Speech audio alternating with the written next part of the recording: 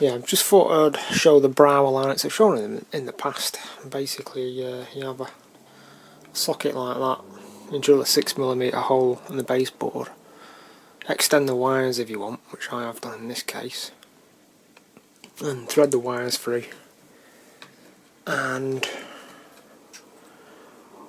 hang on, bear with me, there we go, just push that into place. Yeah, just push that into place and it countersinks into the ground. There you go. And what I like about these particular lights is you actually get a manhole cover, different colours, one for LED lighting and one for conventional bulb lighting. And if you're not using the lights, just put your manhole cover on, that blocks them up. Nice touch.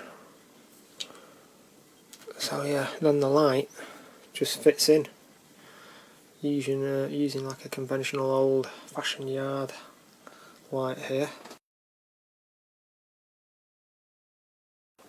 Yeah, so there we go, holds that, just plug in the light, there we go. Of course you can change those for other types of lights in a matter of seconds. If you don't like that type of light, I could change it for that, or a taller yard light, or you could put a large yard light in. Yeah, that's a good thing, you can just swap and change them. So anyway, I'm just having a small one. There we go, that's it. Just putting another light fitting in there, just drill a hole, push down in place, there we go. Extended the wires on this one, it needs to travel about 4 foot or so to get the power point. But just overall, if you get one of these helping hands, they're good for soldering and holding wires in place while you do, general soldering.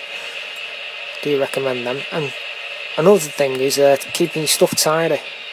I hate wiring, but I'll just take my time. Just take one thing at a time. If it frustrates me, I'll just leave it and walk away from it. But try and keep your stuff tidy in neat bundles. I know all these go into these certain plastic containers from takeaway food containers. They're ideal, you can stack them, put stuff in there. I've got me good lights in there, spare parts in this one, more general bits and bobs in that one. I have a separate box for the soldering iron, a separate box for wires, general wiring supplies. I have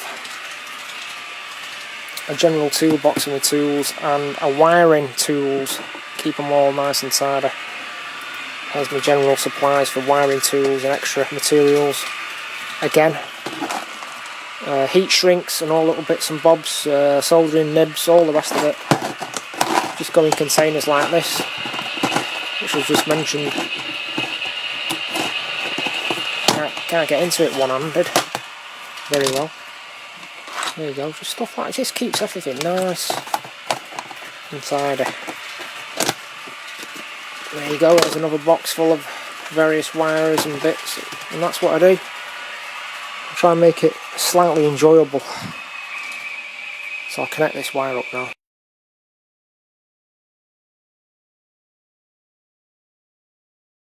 Also, always unplug your soldering when you're not using it. Oh, I always unplug mine from where it's plugged into. This one's got a switch on the back as well, but I just unplug it, just for safety. If you've got kids knocking around, you don't want that left on by accident, or you don't want it left on anyway. It's a fire risk. So always, golden rule is unplug your solderer when you're using a soldering when you finish using it.